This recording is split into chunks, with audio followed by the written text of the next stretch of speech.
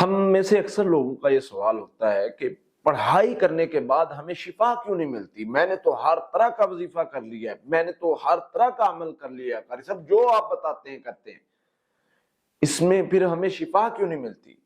اس میں سمجھ لیں، کچھ چیزوں کو جان لیں۔ سب سے پہلے تو یہ ہے کہ اللہ تعالیٰ اس چیز کا پابند نہیں ہے کہ آپ کوئی عمل اور وظیفہ کریں گے تو اس سے لازماً آپ کو شفا دے۔ وہ اس کی رحمت ہے کہ وہ آپ کے پڑھنے سے، آپ کے پکارنے سے، اللہ تعالیٰ فرماتے ہیں وَقَالَ رَبُّكُمْ ادْعُونِي أَسْتَجِبْ لَكُمْ، مجھے پکارو میں تمہاری پکار کا جواب دوں گا۔ اور وہ جواب دیتا ہے رحمت کی شکل میں، شفا کی شکل میں، لیکن وہ پابند نہیں ہے۔ ہم لوگ غلط سمجھ بیٹھے ہیں، ہمارا مائنڈ سیٹ ہی غلط بن گیا ہے، اور ہم پھر تجربے کرتے ہیں، وظیفہ کر کے دیکھتے ہیں کہ اس سے اللہ تعالیٰ ہمیں شفا دیتا ہے یا نہیں دیتا۔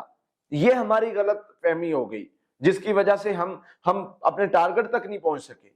اپنے معاملات کو اگر بہتر کرنا ہے تو اللہ تعالیٰ کے سامنے جھکنا سیکھو، مانگنا سیکھو۔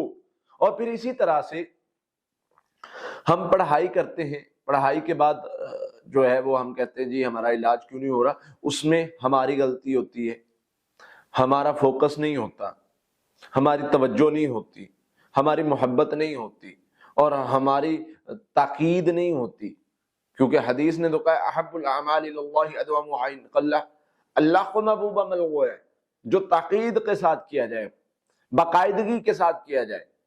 لیکن ہم نے 2-4 دن کیا اور کہا نہیں ہو رہا، نہیں فائدہ ہو رہا، دیکھا نہیں ہو رہا نا، کر کے دیکھ لیتے ہیں۔ ایسا نہیں چاہیے، یہ جو تجربے کرنے والی، اللہ کو یہ چیزیں نہیں پسند۔ ٹھیک ہے تجربہ کرنا، جاؤ کر لو، ایسے فائدہ نہیں ہوگا۔ یقین وَمَن يَتَوَكَّلْ عَلَى اللَّهِ فَهُوَ حَسْبُهُ، توکل کرو گے، یقین کے ساتھ پڑھو گے تو کافی ہوں گا۔ اللہ کا قرآن شفا ہے، رحمت ہے، لیکن وہ ہمارے لیے شفا اور رحمت تب بنے گا جب ہم اپنے اندر وہ خوبیاں پیدا کریں گے مومنوں والی۔ وَنُنَذِّرُ مِنَ الْقُرْآنِ مَا هُوَ شِفَاءٌ وَرَحْمَةٌ لِلْمُؤْمِنِينَ، شفا رحمت ہے، مومن بن جاؤ۔ اپنے اندر وہ کیفیات نہیں پیدا کرتے، اپنے اندر وہ تبدیلیاں نہیں پیدا کرتے، اور کہتے ہیں جی ہم نے اتنا وظیفہ کر لیا، اتنی پڑھائی کر لی۔ اور پھر اس کے بعد ایک اور بھی چیز ہے، اس فیلڈ میں، ان معاملات میں آپ کو بڑا جگرا بھی چاہیے۔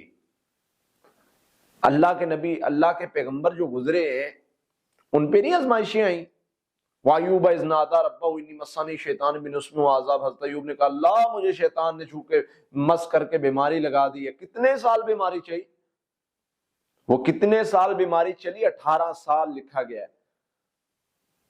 18 سال بیمار ہے، سارے چھوڑ کے چلے گئے۔ یہ اللہ کے پیغمبر ہیں، اور اللہ کے پیغمبر اتنی پریشانی تکلیف میں کیا کریں؟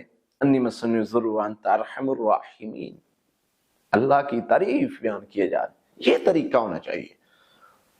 تکلیف آئی، آزمائش بھی ہو سکتی ہے، اور اللہ اپنے بندوں کو آزماتا ہے۔ ان مع العسر یسرا کا پروسیس ہوتا ہے، وہ مشکل وقت آپ کو کسی بڑے مقام پہ پہنچانے کا سبب بھی ہوتا ہے۔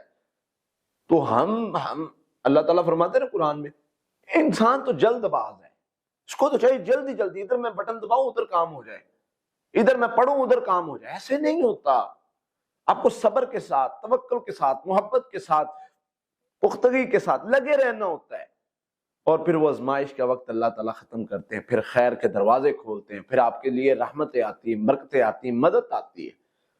تو اس لیے لگے رہیں محبت کے ساتھ، توجہ کے ساتھ، توکل کے ساتھ، تقوی کے ساتھ، اور انشاءاللہ دیکھیں کیسے آپ کے لیے خیر کے دروازے کھلتے ہیں اور کیسے آپ خیر کو سمیٹتے ہیں۔